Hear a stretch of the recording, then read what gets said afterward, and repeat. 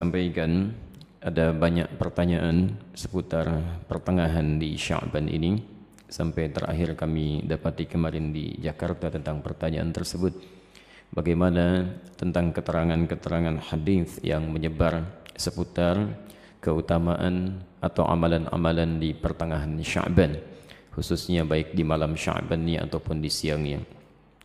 Penting kami sampaikan setidaknya hadis-hadis seputar pertengahan Sya'ban kita bisa dapati ada satu yang kualitasnya sahih, ada satu yang kualitasnya dhaif, dan selebihnya umumnya palsu. Selebihnya umumnya palsu. Saya ambil contoh yang palsu misalnya.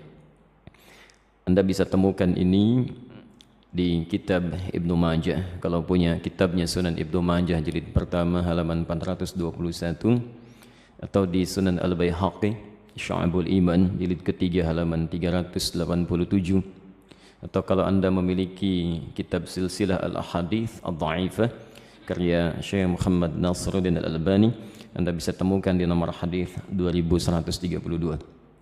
Baik, riwayat ini disampaikan oleh seorang bernama Ibnu Abi Sarba. Beliau mengatakan menerima dari Ibrahim bin Muhammad, beliau menerima dari Muawiyah bin Abdullah bin Ja'far, disampaikan dan disandarkan pada sahabat Ali bin Abi Thalib. Alhamdulillah. Hadisnya barangkali sangat populer, pernah Anda dengar.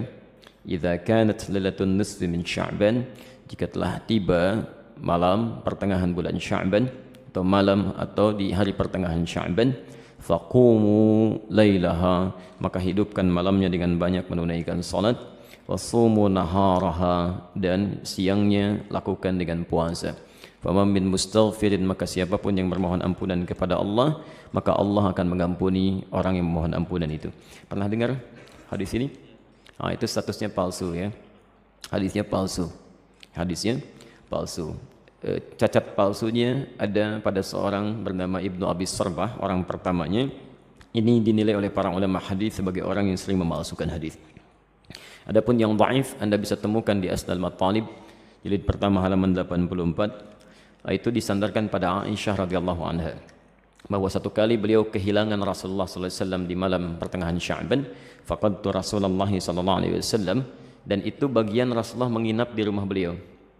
Ya, diduga beliau sedang ada di tempat istri yang lain. Dicari oleh Aisyah, ternyata sedang ditemukan di Baqi. Ya, beliau sedang berdoa kepada Allah Subhanahu wa taala agar sekiranya Allah berkenan mengampuni para muslim yang telah wafat di pemakaman Baqi. Ya, maka Rasulullah menyampaikan, katakanlah Aisyah, hari ini Allah mengamati kepada manusia dan mengampuni orang-orang memohonkan ampunan. Ini statusnya dhaif, tapi juga disahihkan oleh Syekh Muhammad Nasiruddin Al-Albani. Yang sahih itu riwayat Abu Musa Al-Ash'ari. Abu Musa Al-Ash'ari Anda bisa temukan di Silsilah Al-Ahadits As-Sahihah, alhamdulillah, karangan Syekh Muhammad Nasiruddin Al-Albani, nomor hadis 1144.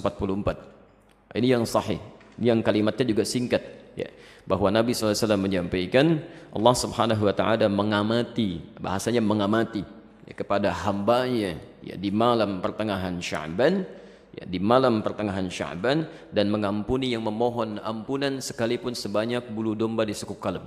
Nah, itu yang sahih ya.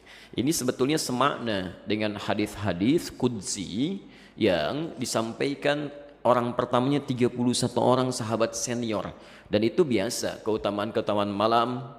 Misal yanzilu rabbuna tabaraka wa ta'ala, Allah kemudian ya menghamparkan rahmatnya ke langit dunia kepada hambanya setiap sepertiga malam. Itu tiap hari itu ya, sepertiga malam ya. Maka Allah kemudian berfirman, faqala ya ibadi, hambaku, siapa yang memohon kepadaku aku akan berikan, siapa yang meminta aku akan kabulkan, faman istaghfara liya, dan siapa mohon ampunan faghafartu lahu, aku ampuni dia. Itu tiap hari, tiap hari. Jadi kalau Anda nggak minta itu rugi, dan hadisnya qudsi ya. Dan khusus untuk malam Sya'ban hadisnya berbeda, seperti tadi kami sampaikan dari Abu Musa Al-Ash'ari, itu dimulai di malamnya. Kalau tiap hari di penghujung malam. Nah, jadi ini yang sahih. Dan amalannya Nabi tidak menyebut spesifik. Karena itu sahabat itu banyak beramal saja ya. Ada yang kemudian salatnya qiyamul lail, yang tahajud ya. Ada yang banyak beristighfar, macam-macam.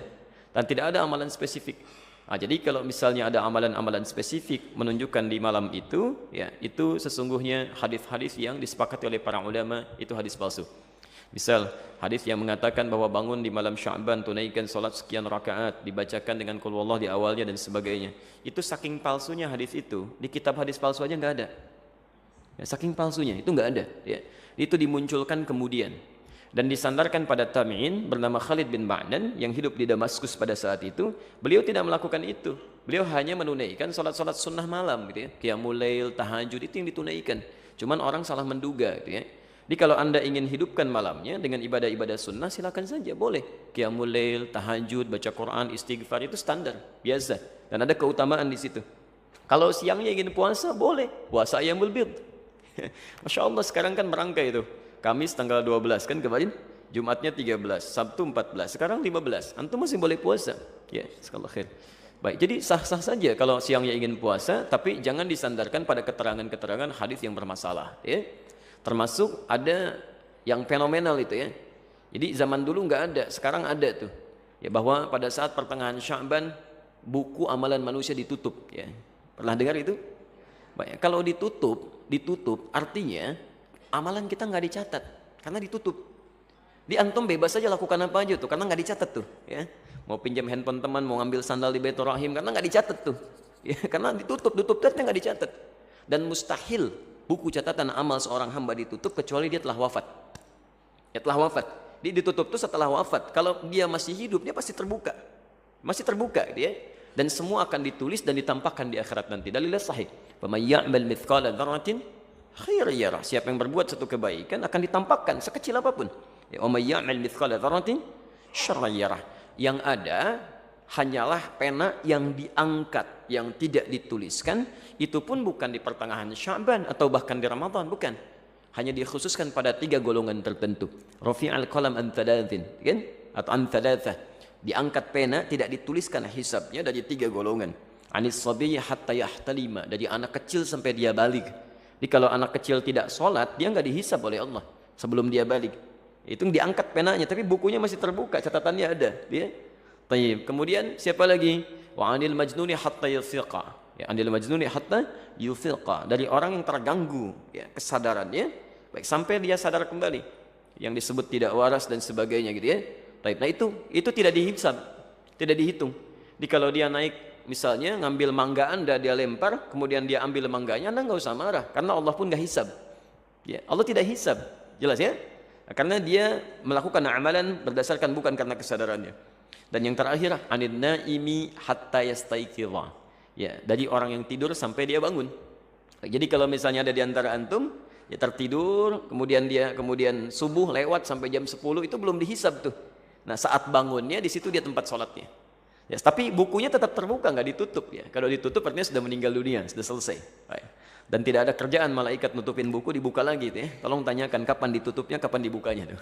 Oke. Jadi itu diantara amalan-amalan yang barangkali penting untuk disampaikan. Jadi tidak sepenuhnya keliru juga beramal di pertengahan Sya'ban, tapi juga tidak sewajarnya jika kita melakukan amalan yang tidak pernah ada dalilnya, ya sekaligus juga tidak ada ketentuan dan contohnya, itu barangkali yang coba kita hindari. Kalau beramalnya silahkan, karena tuntunan umumnya ada, hadisnya dan sebagainya. Tapi amalan-amalan sunnah yang memang pernah diajarkan dan dicontohkan untuk dilakukan. Saya kira jelas ya.